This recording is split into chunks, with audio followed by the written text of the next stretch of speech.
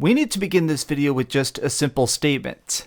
I love Resident Evil. This has got to be one of the greatest gaming series ever made, with its wide range of different settings, monsters, and weaponry, and even its own ongoing lore. This is a franchise that continues to reinvent itself and expand in totally different directions. But can Village keep this same high energy? There's a lot of expectations to make sure that Resident Evil 8 is actually a good game, and today I want to try and break it down into chunks. Resident Evil 7 was almost a reboot. It took us away from the burning cities and gigantic bioweapons of the other games and instead gave us a much tinier experience that was much more centered because it was all about one man, Ethan Winters, on a quest to survive the impossible, and all as a first-person shooter. Well, now it's time to load up this game and see another journey with Mr. Winters and see if he can save the day a second time. What's up, gamers? Dreamcastguy here, and this is my brutally honest review of Resident Evil Village. Now, there's not going to be any spoilers in this. I am going to be doing a separate spoiler rant because I have a lot to say about some of the choices they decided to make, but right now I'm going to be talking a lot about the gameplay specifically, and then I want to talk just generally about some of the themes and stuff they managed to do in this, because 95% I think this game is perfection, but I want to talk about some of the aspects of this that have me a bit lost. Now let's start things off with one of the most interesting aspects of this, which is just how sharp and easy it is to play. Now in general, the Resident Evil games have managed to have some pretty decent experiences when it comes to the aiming and shooting and stuff, but as they've gone on, they just get better and better at making these games fun to play and not just spooky. So this time around,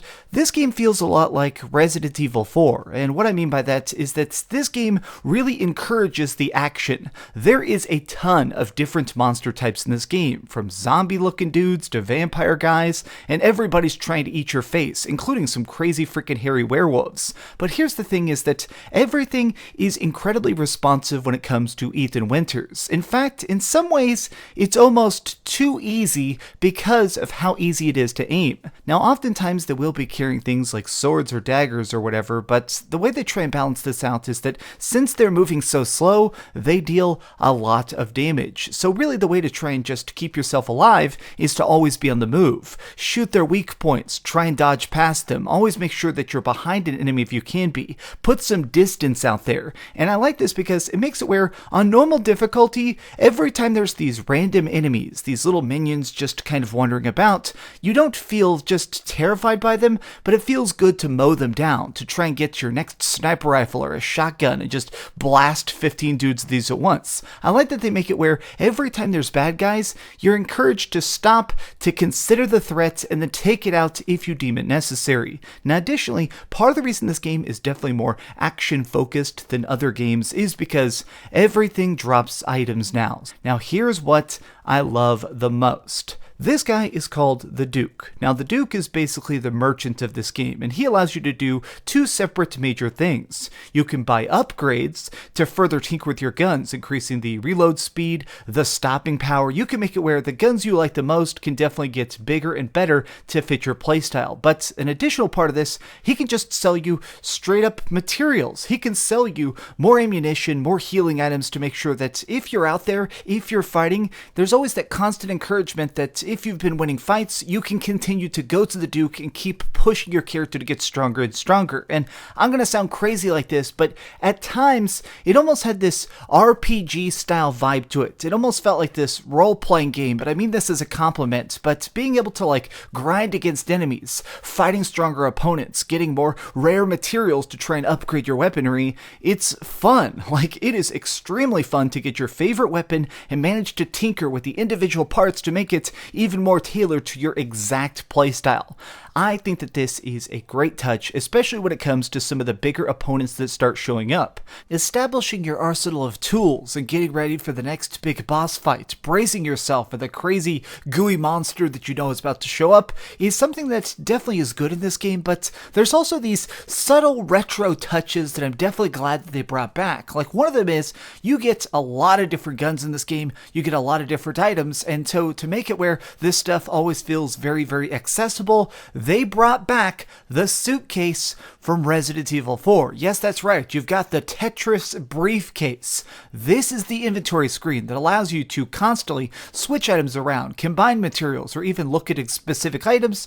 I love that they brought this back. It's such a nice touch because it makes it where you feel finite in the amount of things that you can carry, but it has a more accurate reason to it. I like the fact that this has where if you choose to make it where your items are properly sorted, you can definitely carry more stuff if you're smart. Now, another part of this that's more retro, that's certainly fantastic, is the puzzle solving. There is a lot of puzzles in this, but the reason I believe this just deserves so much praise is that it's not like it's a bunch of stupid, very minor puzzles. A lot of these really require you to stop and stare at them. Times where there's like spooky shadows that need to go across, or torches that need to be lit, or sometimes just a gigantic pool of blood with a series of statues, and you gotta figure out what the heck it means in order to progress. This game really tests your wits, your reaction speed, and definitely your grit in order to survive. And I like the fact that this feels like a great culmination of survival horror. It is a definite example of the roots it's come from and the advancements it's making. Most of the conversation surrounding Resident Evil Village has been about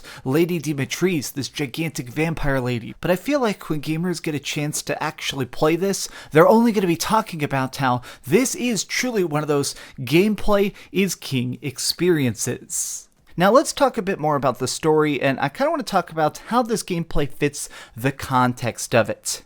This game clearly has a surprising amount of depth in it for just a random horror game. A lot of times these spooky experiences are a bit paper thin. It's everything in service to the scares, but there is a phrase to this that I ended up writing down on a piece of paper while I was playing this game is the beautiful art of implied violence. And what I mean by that is that this game, it does try and keep your pulse pounding. It wants your heart to be beating because there are monsters trying to hunt you down, but it's simultaneously does this thing where even though you're just always being hunted, the game itself is gorgeous. The graphics are freaking jaw-dropping, and you're never really in that much danger. Like a lot of times while you're creeping through these gigantic mansions or castles or just trying to explore this little tiny rocky path in the side of the village itself, you really get a chance to look around and take in all the little scenery, all the subtleties, all the pieces that make this more than just a random freaking first-person shooter.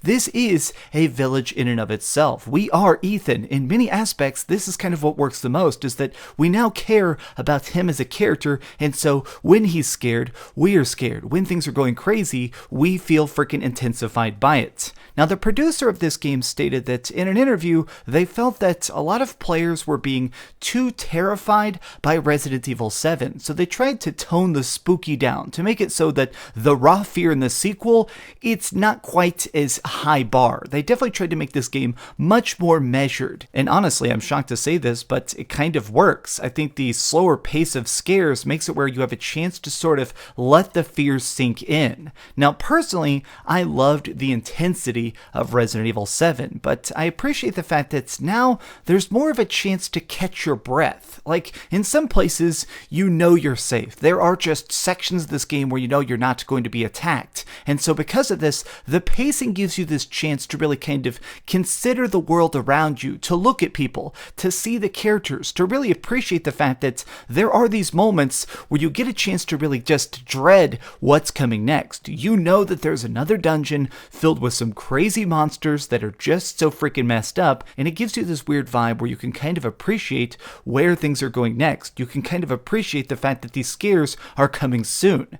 Now, let's talk a bit about the story in the loosest terms. We're playing as Ethan, but this time around, instead of trying to save his wife, we're looking for his long-lost daughter. She's been kidnapped, and now we're trying to go through this village to try and figure out why she's here, why they want her, what's really going on. But the additional part of this is the fact that this game kind of goes in a direction that Resident Evil hasn't gone before. We have seen some pretty insane stuff throughout the course of this series, from crazy monsters on islands to prison complexes and jet planes that drop nuclear nuclear bombs that somehow turn people into shambling corpses. Like, I mean, just in general, Resident Evil is a bit bonkers, but certain aspects of this, the story, it almost feels more magical. It has more elements of this that just go purely beyond the realms of sci-fi, beyond the realms of horror, and straight up into mysticism. Now, this isn't necessarily like a straight up bad thing, but I kind of just wish that they managed to keep it a bit more focused, because at times it feels like they're doing whatever it takes to scare you, from dramatic villain speeches to crazy monsters that are impossibly giant just showing up to try and eat thousands of people or whatever. Like, this game straight up goes to incredible lengths to try and just make sure that you're always off guard, that you're always just a little bit freaking nervous, because it goes to some pretty just distances to make sure that you literally cannot guess what is going to happen next.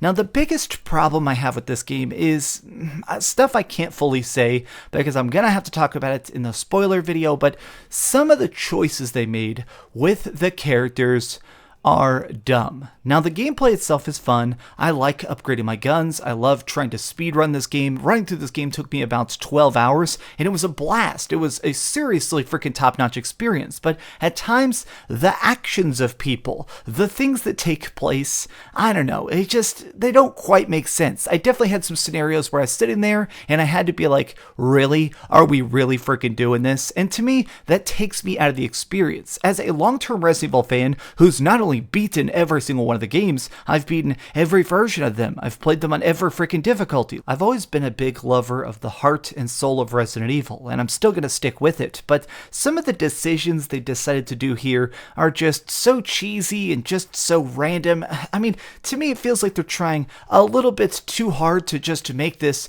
another gigantic universe, but I'll have to talk about that more in a separate video. For the most part, this game is fantastic. I mean, if you're spending $70 for it or $60 for it, I definitely think it's worth the price. This project as a package just has so much to offer, from the original story to running through it on multiple difficulty levels, and even the ability to do a Mercenaries Mode, which allows you to basically go through a gauntlet of infinite enemies, constantly blasting people, earning points, just adding time onto the clock to try and get the highest score. This feels like a great chance to see the best that Resident Evil has maybe ever been. Is this my favorite RE experience? Not quite, but it's one that I feel like definitely manages to do so much in such a sharp fashion. This is going to be a hot take. I think that Resident Evil 7, it's one of the highest selling Resident Evils of all time. It's managed to be just such a gigantic success, and I think that it is a very, very good game. Resident Evil 8 is a perfect follow-up.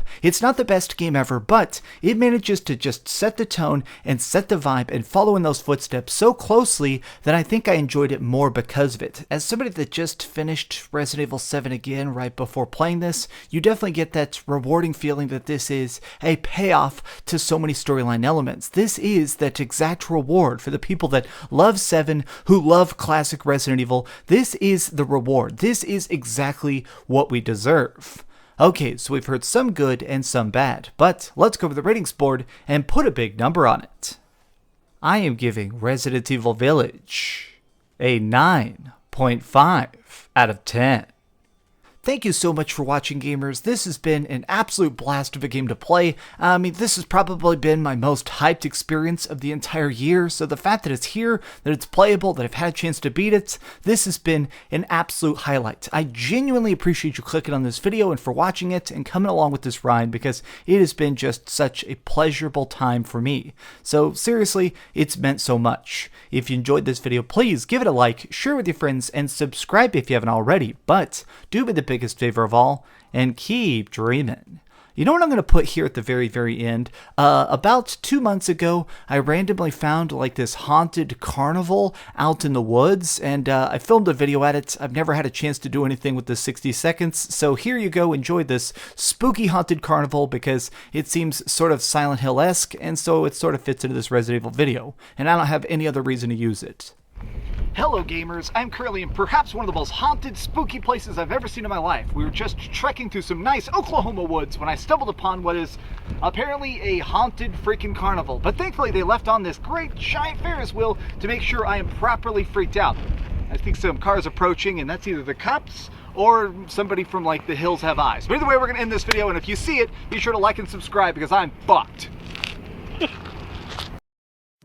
Thanks so much for watching that video. If you want to see something else, you can always click this link to see what I put up last, or, you know, subscribe and see what's coming up next. Also, I promise that whatever I do, it'll try not to suck.